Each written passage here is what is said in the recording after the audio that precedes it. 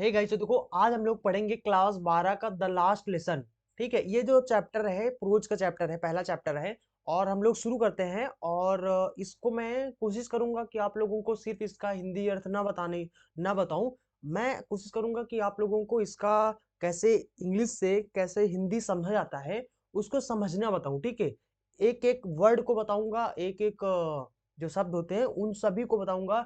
और जितने भी मीनिंग मैं आपको बताऊं तो वो आप मीनिंग अपने नोटबुक में लिखते जाना, फिर आप उनको याद कर लेना, फिर खुद कोशिश करना इस तरीके से अर्थ निकालने के लिए, फिर आपको अर्थ निकालना आ जाएगा। ठीक है, तो इसी तरीके से धीरे धीरे आप निकालना तो आपको आ जाएगा। तो चलिए शुरू करते हैं। और देखो सबसे पहले चैप्टर का नाम है आपके द लास्ट लेसन। इसको लिखा किसने है? एल्फोंसे डॉटेड। ये इस चैप्टर के जो ऑथर हैं, जो राइटर हैं, उनका है। ठीक है, उनका नाम है।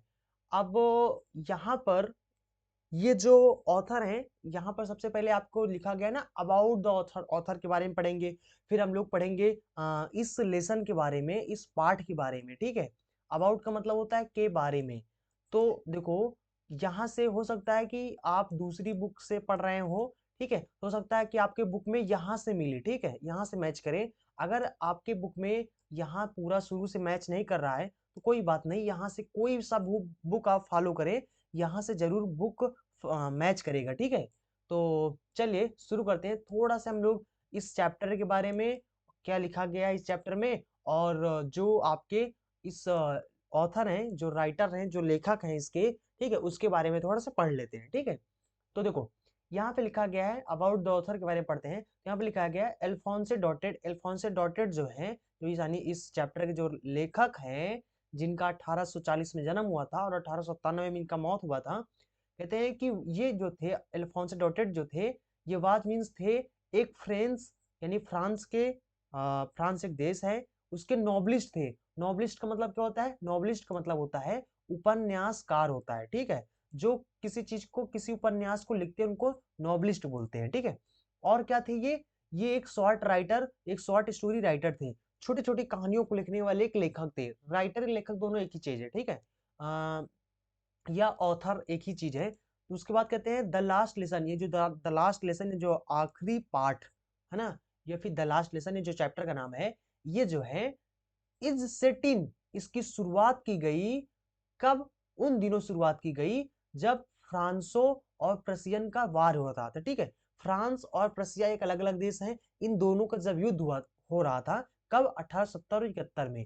कहते हैं जब ये युद्ध हो रहा था ना, उस समय शुरू किया गया था जो द लास्ट लेसन है। ठीक है, उसको लिखना शुरू कर रहे उसको लिखना शुरू किए थे। ठीक है, उसके बाद कहते हैं इन विच, ये जो लड़ाई है, जो युद्ध हुआ है, इस युद्ध यानी इस युद्ध में, जिसमें जो फ्रांस है वाज डिफीटेड, यानी फ्रांस को हरा दिया गया। ठीक है, देखो ये सेंटेंस आपको क्या है?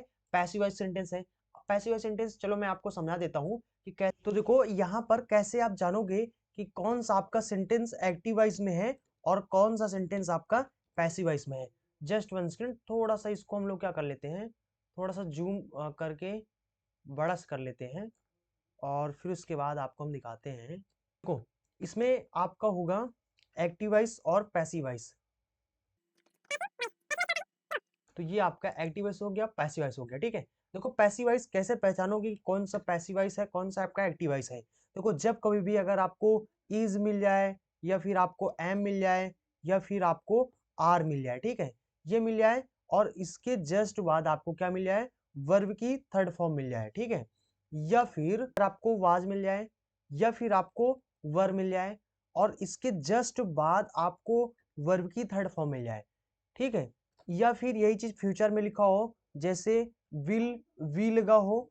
ठीक, विल, वी लिखा हो, और उसके बाद अगर आपका सेल, उसके बाद अगर verb की थर्ड फॉर्म हो, तो समझ जाओ कि आपका सेंटेंस क्या है? पैसिव वॉइस का सेंटेंस है। अब यहाँ पे जस्ट वन सेकंड, देखो देखो अगर वर्ब, या फिर से आपको बता दूं कि अगर इज, एम, आर, इसके जस्ट बाद वर्ब की थर्ड फॉर्म देख लो, या फिर वाज देख लो, वर देख लो, इसके बाद वर्ब की थर्ड फॉर्म देख लो, या फिर विल भी, सेल भी मिल जाए, इसके जस्ट फॉर्म अगर जस्ट बाद अगर आपको वर्ब की थर्ड फॉर्म मिल जाता है, तो समझ जाओ सेंटेंस आपको कैसा है, वो पैसिव वॉइस का सेंटेंस है। एग्जाम्पल में आपको बताता हूं। एग्जाम्पल में जैसे कि जैसे कि अगर मैं लिख दूं कि द लायन, ठीक है, उसके बाद वाज किल्ड, मान लो ये लिखा है, ठीक। दूसरा सेंटेंस आपका लिखा है the lion, the lion killed, ठीक है। इसका मतलब क्या हुआ, देखो इस सेंटेंस का मतलब क्या हुआ और इस सेंटेंस का मतलब क्या हुआ। आपके पास दो सेंटेंस हैं, इस सेंटेंस का जस्ट वन सेकेंड, इसका टी बड़ा कर लेते हैं और इसका भी टी बड़ा कर लेते हैं, जस्ट वन सेकेंड।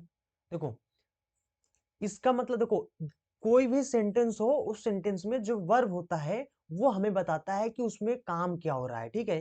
तो यहाँ पर वर्ब पहले सेंटेंस में अगर देखें तो वर्ब क्या है हमारा, किल है। किल का मतलब होता है मारना। जब आप किसी को मारते हो, आप वो काम कर रहे होते हो, ठीक है, तो किल हो गया मारना। तो इसमें वर्ब क्या है आपका, तो वर्ब आपका हो गया, ये हो गया किल हो गया, ठीक है। और इसमें भी आपका किल हो गया वर्ब, तो चलो इसमें भी आपका हो गया, ठीक है। तो काम क्या हो रहा है पहले सेंटेंस में, देखो काम क्या हो रहा है, काम हो रहा है मारने का, ठीक है। अब जो एक्टिव वॉइस होता है, पहला सेंटेंस पहचानो कैसे, पहला सेंटेंस आपको वाज मिल गया, उसके जस्ट फॉर्म बाद में क्या मिल गया आपको, वर्ब की थर्ड फॉर्म मिल गया। तो इसका मतलब दूसरा सेंटेंस आपका क्या है, पैसिव वॉइस का सेंटेंस है, और पहला सेंटेंस में आपका एक्टिव वॉइस सेंटेंस है, ठीक है। आप पहचान गए, इस तरीके से आपको पहचान लेना है। अब इसके बाद इसका अर्थ कैसे निकालोगे, देखो अगर आपसे बोल दिया जाए कि पैसिव वॉइस सेंटेंस अगर आपका आ जाए, तो यहां पर क्या होता है, जो सब्जेक्ट होता है, जैसे यहां पर सब्जेक्ट क्या बना हुआ है आपका, लायन बना हुआ है, ठीक है। तो यहां पर जो सब्जेक्ट होता है, इसी सब्जेक्ट पर वो काम किया जाता है, ठीक है। और एक्टिव वॉइस में जो सेंटेंस होता है, उसका मतलब होता है कि सब्जेक्ट ने वो काम किया है। जैसे कि यहां पर काम क्या हुआ है, मारने का, तो इसका मतलब कि सब्जेक्ट ने, इस लायन, सब्जेक्ट क्या है, लायन है, तो मतलब शेर ने मार दिया है, मतलब ये काम मारने काम किसने किया, शेर ने किया, शेर ने मार दिया है। लेकिन ये जो आपका पैसिव सेंटेंस है, पहला सेंटेंस है, इसका इसका मतलब क्या हुआ, इसमें सब्जेक्ट पर काम किया जाता है, मतलब कि शेर को मार दिया गया है। इसका मतलब क्या होगा कि शेर को मार दिया गया है, मतलब मारने काम किसको किया है, शेर पर किया गया है। शेर ने किसी को नहीं मारा, जबकि शेर को मार दिया गया है। समझ गए, ये आपका इस तरीके से आपको समझना है। एक्टिव और पैसिव वॉइस का अर्थ ऐसे निकालते हैं, ठीक है। और जैसे कि मान लो मैं कोई सेंटेंस, दूसरा सेंटेंस लिख दूं, कौन सा ले लूं, जैसे मान लो यहाँ पे लिख दिया जाए कि राम, ठीक है, उसके बाद लिख दिया जाए वाज डिफीटेड, या फिर मान लो मैं ऐसे लिख दूं, राम डिफीटेड, राम डिफीटेड मोहन, ठीक है। उसके बाद दूसरा सेंटेंस हमने लिख दिया कि राम वाज डिफीटेड, डिफीटेड, ठीक, राम वाज डिफीटेड। देखो पहला सेंटेंस जो आपका है, ये जो पहला सेंटेंस है, इस पहले सेंटेंस में देखो सबसे पहले क्या लिखा गया है, राम लिखा है। उसके बाद यहां पर ये आपका क्या हो गया, सब्जेक्ट हो गया। देखो इसका सेंटेंस का मतलब क्या हो गया आपका, राम, और काम क्या हुआ यहाँ, डिफीट करने का हुआ। डिफीट का मतलब होता है किसी को हरा देना, ठीक है। और यहाँ पर राम आपका सब्जेक्ट हो गया, ठीक है। उसके बाद आपका डिफीटेड हो गया, आपका यहाँ पर वर्ब हो गया, ठीक है। अब देखो यहाँ पर आपने वाज देख लिया, इस वाज को देखते ही आप क्या समझ जाएंगे, इस वाज को देखते ही आपको समझ जाना है, जस्ट वन सेकेंड, इसका कलर चेंज कर लेते हैं। देखो ये हो गया, इसको देखते ही देख लियो आपने, वाज देखा, इसके बाद जस्ट बाद आपने वर्ब की थर्ड फॉर्म देखा, तो आप समझ गए कि ये आपका सेंटेंस दूसरा वाला क्या है, पैसिव वॉइस में सेंटेंस है। और पहला वाला आपका सब्जेक्ट यानी कि जो सेंटेंस है वो क्या है आपका, ये आपका जो सेंटेंस है वो आपका कौन सा सेंटेंस है, एक्टिव वॉइस सेंटेंस है। तो अब यहाँ पर क्या हुआ, डिफीट होने का काम हो रहा है दोनों में, ठीक है। अब पहले सेंटेंस का मतलब क्या हुआ, राम ने डिफीट कर दिया, यानी हरा दिया, किसको हरा दिया, मोहन को, राम ने मोहन को हरा दिया, ठीक है। और दूसरे सेंटेंस का मतलब क्या हुआ, Ram Ram defeated, Ram was defeated. अब इसके बाद इसका मतलब क्या हुआ कि डिफीट करने का काम किसके किसके ऊपर हुआ है, राम के ऊपर हुआ है। यानी कि किसको हरा दिया गया है, राम को हरा दिया गया है। किसने हरा दिया है, अगर वो आपको बताना है तो आप यहाँ पर बाई लगाकर बता सकते हैं, बाई मोहन मान लो, ठीक है, मोहन। तो यानी इसका मतलब क्या हुआ, इसका मतलब हुआ कि राम को हरा दिया गया है, किसके द्वारा? मोहन के द्वारा, या फिर कह सकते हो कि मोहन ने राम को हरा दिया गया है, हरा दिया है। पहले वाले सेंटेंस का मतलब क्या हुआ कि राम ने हरा दिया है, किसको? मोहन को। और दूसरे सेंटेंस का मतलब क्या हुआ कि मोहन ने हरा दिया है, किसको? राम को हरा दिया गया है, हरा दिया है। ठीक है, तो इस तरीके से है, मतलब कि जो पैसिव वॉइस होता है उसमें सब्जेक्ट पर काम किया जाता है। आई थिंक आप एक्टिव वॉइस और पैसिव वॉइस का दोनों का मतलब समझ गए होंगे। अगर आपको कोई भी कंफ्यूजन होता है तो बाद में बता देना, मैं आपको फिर से अलग से बनाकर एक वीडियो समझा दूंगा। ठीक है, तो इसमें इसी से आपका सेंटेंस ये वाला सेंटेंस है कि फ्रांस वाज डिफीटेड, फ्रांस को हरा दिया गया है। यहाँ पर फ्रांस आपका सब्जेक्ट हो गया ना, तो फ्रांस को हरा दिया गया है, किसके द्वारा हराया गया है? वो वाई लगाकर बता रहे हैं, प्रसिया के द्वारा हरा दिया गया है। ठीक है, कौन प्रसिया? जिसका नेतृत्व कर रहे थे, जिस यानी लीड बाई का मतलब होता है अगुवाई करना या नेतृत्व करना, यानी जो प्रसिया का नेतृत्व कर रहे थे, कौन? बिस्मार्क कर रहे थे। ठीक है, कहते हैं बिस्मार्क जो नेतृत्व कर रहे थे प्रसिया की तरफ से, यानी कि उन्होंने क्या किया? फ्रांस को हरा दिया है। ठीक है, कहते हैं, अब जस्ट वन सेकेंड, यहां पर कहते हैं कि जो प्रसिया है, प्रसिया दिन मतलब तब, जो प्रसिया है इसमें कंसिस्टेड ऑफ, कंसिस्ट ऑफ का मतलब होता है किसी चीज के अंदर होना या समाहित होना, उसको कंसिस्ट ऑफ बोलते हैं। ठीक है, यानी प्रसिया के अंदर तब होता था, क्या होता था? व्हाट नाउ, जो आज है, क्या है? नेशंस, जो देश हैं, नेशंस का मतलब होता है जो देश हैं। ठीक है, कौन से देश? Germany, Poland and parts of Austria. कहते हैं ऑस्ट्रिया के जो कुछ हिस्से हैं और जो पोलैंड है, जर्मनी है, ये सब प्रसिया के अंदर तब हुआ करते थे। ठीक है, कब? 1870 के ईस्वी में, 1870 ईस्वी में। ठीक है, ये इस सेंटेंस का मतलब हो गया। उसके बाद कहते हैं इन दिस स्टोरी, इस कहानी में, स्टोरी का मतलब क्या होता है? कहानी में जो फ्रांस है, जो फ्रांस डिस्ट्रिक्ट है, डिस्ट्रिक्ट मतलब होता है जिला, जो फ्रेंच डिस्ट्रिक्ट है, कौन सा जिला? किसका जिला? ऑफ लगर बता रहे हैं, किसका जिला? एल्सेक और लॉरेंस का जो फ्रांस डिस्ट्रिक्ट है, जो जिला है, हैव पास्ड इनटू प्रसियन हैंड्स, उसको हैव पास्ड इनटू प्रसियन हैंड, यानी उसको सौंप दिया गया है, प्रसियन के हाथे में सौंप दिया गया है। ठीक है, उसके बाद यहाँ पर कहते हैं रीड द स्टोरी, कहानी को पढ़ो, और to find out, find out मतलब होता है पता लगाना, और पता लगाओ कि व्हाट इफेक्ट, क्या प्रभाव, दिस मतलब ये इसने, हैड ऑन लाइफ, इसने डाला है, किस पर? जीवन पर, एट स्कूल, स्कूल के जीवन पर इसने क्या प्रभाव डाला है, इस कहानी को पढ़ो और ये चीज पता लगाने की कोशिश करो, ये यहाँ पर कहा गया है। ठीक है, तो ये था ऑथर के बारे में। अब हम लोग इस चैप्टर के बारे में पढ़ लेते हैं जल्दी से, अबाउट द लेसन, इस चैप्टर के बारे में कि इस चैप्टर में किसके बारे में बताया गया, किसके बारे में लिखा गया। ठीक है, तो यहाँ पर कहते हैं द लास्ट लेसन, जल्दी जल्दी यहाँ पर पढ़ लेते हैं। यहाँ पे कहते हैं द लास्ट लेसन है, जो चैप्टर का नाम है, जो द लास्ट लेसन है, ये कहते हैं कि रिटन बाई, यानी ये लिखा गया है एल्फोंस डॉटेड के द्वारा लिखा गया है। कहते हैं ये जो द लास्ट लेसन है, जो चैप्टर है, ये नरेट्स करता है। नरेट्स का मतलब होता है किसी चीज का वर्णन करना, किसी चीज को डिस्क्राइब करना, किसी चीज को बताना, टेल करना, वो नरेट होता है। नरेट का मतलब होता है किसी चीज को बताना ना, वर्णन करना। ये कहानी बताती है किसके बारे में? अबाउट लगाकर बता रहे हैं ईयर 1870, कहते हैं 1870 के बारे में, 1870 जो साल है, इस साल के बारे में बताता है। ठीक है, व्हेन का मतलब होता है जब, प्रसिया फोर्स, यानी जो प्रसियन के जो सैनिक थे, अंडर बिस्मार्क के अंडर में अटैक कर दिए और कैप्चर कर लिए फ्रांस को। कैप्चर का मतलब होता है पकड़ लेना, और पकड़ लिए फ्रांस को, फ्रांस पर यानी कब्जा कर लिए। ठीक है, और अटैक का मतलब होता है आक्रमण करना। कहते हैं द न्यू प्रसियन रूलर, कहते हैं जो नए प्रसियन के जो रूलर थे, जो शासक थे, जो रूलर का मतलब होता है जैसे प्रधानमंत्री नहीं होते हैं रूलर अपने यहाँ के। ठीक है, तो भाई जो शासक हैं, डिसकंटिन्यूट कर दिया उन्होंने, यानी डिसकंटिन्यूट का मतलब होता है बंद करना, उन्होंने बंद कर दिया। किस चीज को बंद कर दिया? जो टीचिंग था, जो पढ़ाने का काम था, किस चीज को? फ्रेंच लैंग्वेज, यानी फ्रेंच भाषा को पढ़ाने का जो काम था उसको बंद करवा दिया। ठीक है, इन द स्कूल्स, कहाँ पे बंद करा दिया? स्कूल के अंदर। किसके स्कूल के अंदर? ऑफ लगर बता रहे हैं एल्सेक और लॉरेंस के स्कूल के अंदर जो था फ्रेंच भाषा पढ़ाया जाता था, उस पर रोक लगा दिया। कौन? जो नए रूलर थे प्रसिया के। ठीक है, कहते हैं द फ्रेंच टीचर्स, जो फ्रेंच के जो टीचर्स थे, जो अध्यापक थे, वर आस्क्ड टू लिव, उनसे कहा गया, वर आस्क्ड। ये भी सेंटेंस आपका पैसिव वॉइस सेंटेंस है, क्योंकि वर्ब के बाद जस्ट बाद वर्ब की थर्ड फॉर्म आ रहा है, इसलिए सेंटेंस आप क्या है, पैसिव वॉइस में है। यानी इन टीचरों को आस्क मतलब कहने काम, यहाँ पर काम क्या हुआ है, कहने काम हुआ है। किसको किया गया है, इन टीचर्स को कहा गया है। टीचर्स ने कुछ नहीं कहा है, टीचर्स को कहा गया है, क्योंकि पैसिव वॉइस सेंटेंस है ना।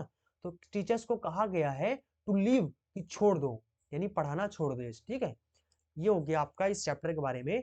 तो ये इस चैप्टर के बारे में है। अब हम लोग शुरू करते हैं। अब यहाँ से आपका जो पैराग्राफ 1 है, यहाँ से आपका शुरू होता है, पूरा चैप्टर शुरू होता है। ठीक है, द लास्ट लेसन ये आपका शुरू होता है। तो चलिए यहाँ पे पढ़ना शुरू करते हैं। तो देखो यहाँ पे लिखा है, आई स्टार्टेड, मैं चला, फॉर स्कूल के लिए, कहाँ कहाँ के लिए चला, फॉर लगाकर बता रहे हैं, स्कूल के लिए चला, वेरी लेट, कब चला, बहुत देर में चला, कब, उस मॉर्निंग यानी उस सुबह को, उस सुबह कहते हैं मैं बहुत देर से चला, एंड, और वाज, और क्या था, और थे, और आई वाज मतलब मैं था, किसमें, इन ग्रेट ड्रेड, ड्रेड का मतलब क्या होता है, भय, डर। ठीक है, और बहुत भयानक डर में था, किस चीज के डर में था, ऑफ लगाकर बता रहे हैं, स्कॉल्डिंग, स्कॉल्डिंग का मतलब होता है डांट फटकार करना, डांटने फटकारने के भय में था, डर में था।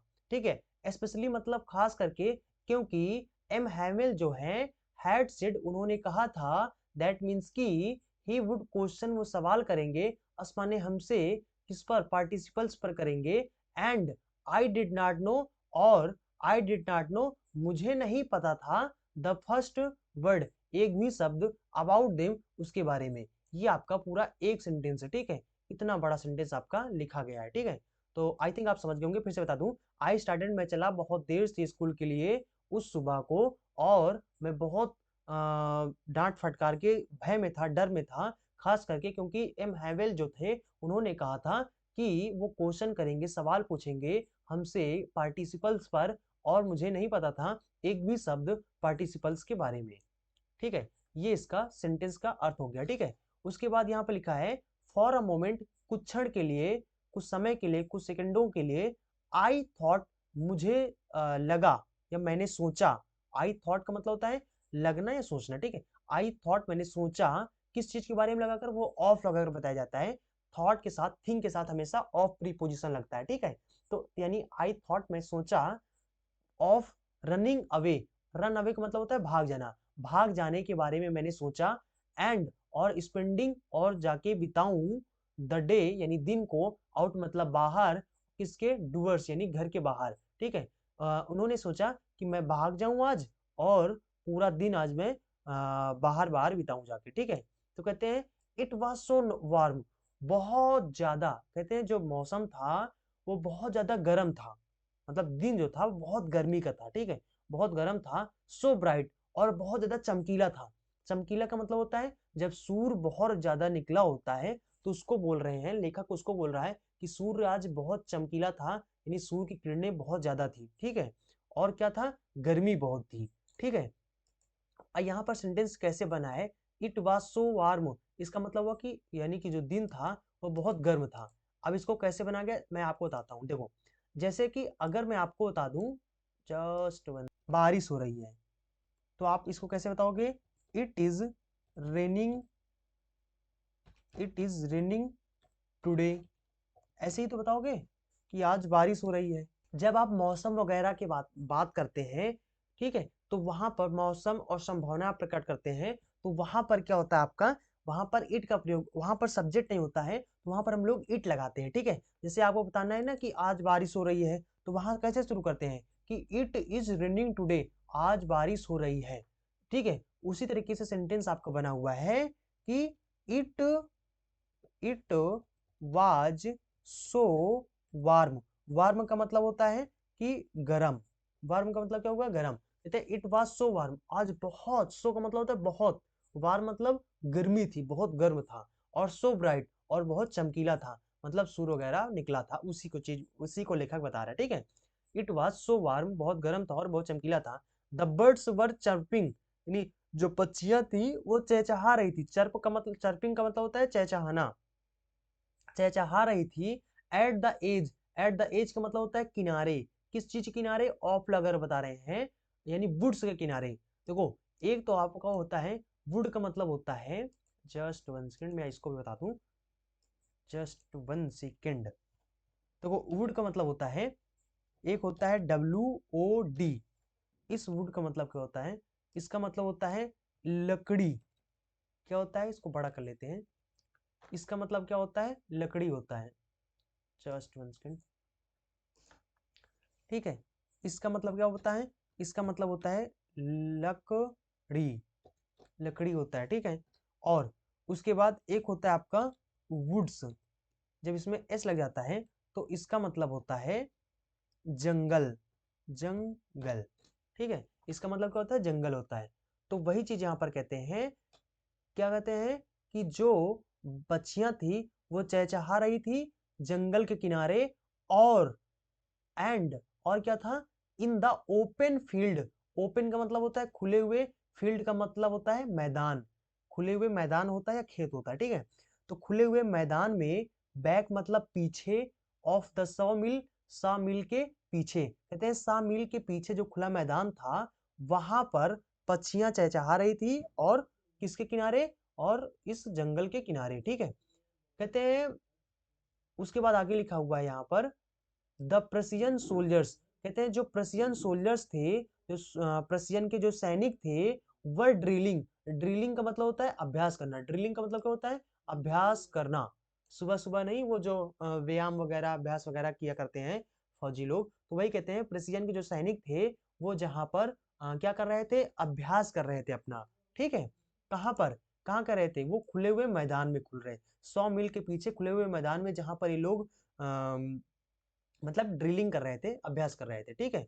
तो कहते हैं कि it was all much more, ये सब था बहुत ज्यादा, ऑल मच मोर का मतलब होता है बहुत ज्यादा, टेम्पटिंग था, टेम्पटिंग का मतलब होता है आकर्षक होना, बहुत ज्यादा आकर्षक क्या होता है, जो चीज अपनी तरफ खींच दे, जो आपको अपनी तरफ खींच ले उसको क्या बोलते हैं, आकर्षक बोलते हैं, ठीक है। तो कहते हैं ये सब बहुत ज्यादा टेम्पटिंग था, बहुत ज्यादा आकर्षक था, किस चीज से ज्यादा आकर्षक था, देन लगाकर बताया जाता है, जिससे तुलना किया जाता है, then the rule for participles, कहते हैं जो नियम थे पार्टिसिपल के लिए, जो पार्टिसिपल्स के जो नियम थे उससे ज्यादा ये आकर्षक था, मतलब उससे ज्यादा ये अपनी तरफ अपने खींच रहा था, ठीक है। But I had the strength, लेकिन मेरे अंदर ताकत थी, शक्ति थी, किस लिए शक्ति थी, किस लिए ताकत थी, कि मैं रोक सकूं, टू रिस्ट्रिक्ट, रिस्ट्रिक्ट करने की, एंड और हरिड, मतलब कि आई हरिड, मैं बहुत तेजी से, ऑफ टू स्कूल, मतलब स्कूल की तरफ बहुत तेजी से आगे बढ़ा, ठीक है। ऑफ टू का मतलब होता है की तरफ, ठीक है। तो उसकी तरफ यानी स्कूल की तरफ बहुत तेजी से आगे बढ़ा, ठीक है। अच्छा यहाँ पर आप सेंटेंस देख रहे होंगे ना, ये कैसे लिखा होता है, जैसे यहाँ पर बीच बीच में एंड लगाकर एंड लगा रहे हैं, ठीक है। ये कैसे सेंटेंस लिखे होते हैं, चलिए मैं आपको ऐसे बता देता हूँ। ये जो सेंटेंस बीच, देखो ये जो सेंटेंस है आपका, ये कैसे लिखा हुआ है, ठीक है। यहाँ पे लिखा हुआ है कि I had strength to restrict, मेरे अंदर ताकत थी, शक्ति थी। देखो जब आप किसी चीज के में बताते हैं ना कि मेरे पास ये है, जैसे बताना है मेरे पास कि आई हैव अ फोन, हमारे पास क्या है, एक फोन है, ठीक है। या फिर अगर हमें बताना है कि मेरे पास एक पेन है मान लो, तो आई हैव अ पेन, मेरे पास एक पेन है, ठीक है। अगर मुझे बताना है कि मेरे पास एक पेन थी, इसी को पास्ट में बताना है, ठीक है, तो हम कैसे बताएंगे कि आई हैव के स्थान पे पास्ट बता रहे हैं ना, तो हैव का पास्ट होता है हैड, ठीक है। आई हैड अ पेन, ठीक है, ये हो गया। तो इस तरीके से बताते हैं, जब आपके पास कुछ होता है तो उसको आप हैव लगाकर बताते हैं, जब अगर वो प्रेजेंट में हो, पास्ट में होता है तो उसी चीज को हम लोग हैड लगाकर बताते हैं, ठीक है। क्या लगाकर बताते हैं, हैड लगाकर बताते हैं। जस्ट वन सेकेंड, ये बहुत छोटा हो गया है, ठीक है। देखो अब इसी तरीके से ये आपका सेंटेंस जो है वो इस तरीके से सेंटेंस लिखा हुआ है, जस्ट वन सेकेंड, इसको हम लोग, ये दो सेंटेंस आपके अलग अलग हैं, इन दोनों सेंटेंस को मिलाकर बनाया गया है, ठीक है।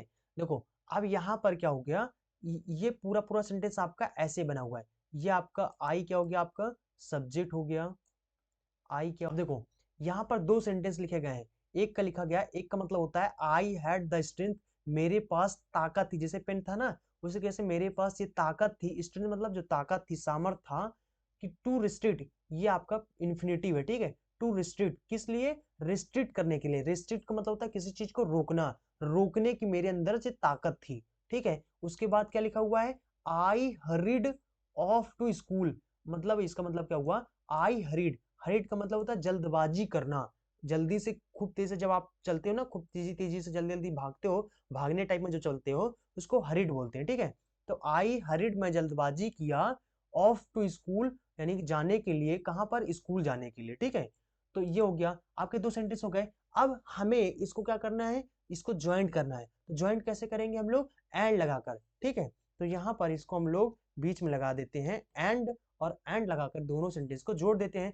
जब कभी भी आप एंड लगाकर दो सेंटेंस को जोड़ोगे तो इन दोनों का अगर सब्जेक्ट सेम है, अगर सेम सब्जेक्ट है, तो आपको क्या करना है, लास्ट वाला जो यानी जो दूसरा वाला जो यानी दूसरा वाला आपने जो सब्जेक्ट लिखा है, सब्जेक्ट को बार बार नहीं लिखोगे, जब यानी क्या करोगे, तो आपको क्या करना है, इस सेंटेंस को जोड़ने के लिए आप क्या करोगे, जो सेकंड वाला जो आपका सब्जेक्ट है उसको गैप कर दोगे, तो इस तरीके से आप बना दोगे। तो एक तो आपका मेन वर्ब ये हो गया, ठीक है, दूसरा आपका क्या हो गया, हरीड हो गया।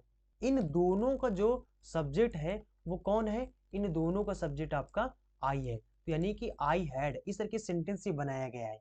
समझ रहे हो नहीं समझ रहे हो, कि एंड लगाकर कैसे जोड़ते हैं, जब अगर सब्जेक्ट दोनों का सेम सेम हो तो उस सब्जेक्ट को, उस सब्जेक्ट में एक सब्जेक्ट को हटा देते हैं और दोनों को एंड लगा कर जोड़ देते हैं। इसी तरीके से आपका ये सेंटेंस बनाया हुआ है, ठीक है। इसी तरीके से किए, आई थिंक आप इसको समझ गए होंगे। पूरा मैं आपको सिखा रहा हूँ कि कैसे सेंटेंस बना हुआ है, ठीक है, ताकि आपको इसका पढ़ना आ जाए, ताकि आप पढ़ो तो आप कहीं पर सेंटेंस लिखा हुआ है तो आप कंफ्यूज ना हो कैसे सेंटेंस का क्या है, इसका क्या मतलब है, ठीक है, तो मतलब आप समझ पाओ। एक काम करते हैं हम लोग, आज तो ये एक ही पैराग्राफ हम लोग पढ़ लिए, ठीक है। आज मेन चैप्टर का एक पैराग्राफ, पहला पैराग्राफ हम लोगों ने खत्म कर लिया है। कल हम लोग पढ़ेंगे, अगले वीडियो में पढ़ेंगे, क्योंकि ये वीडियो वैसे भी लंबा हो जाएगा, फिर आप लोग देखोगे नहीं, बोर हो जाने लगते हो, ठीक है। इसलिए इस दूसरे पैराग्राफ से हम लोग अगले वीडियो में पढ़ेंगे। तो आई थिंक आप जितना मैंने आपको समझा दिया है उतना समझ में आ गया होगा। अगर आपको समझ में आ गया तो आप वीडियो को लाइक जरूर करें और अपने दोस्तों के साथ शेयर जरूर करें, ठीक है।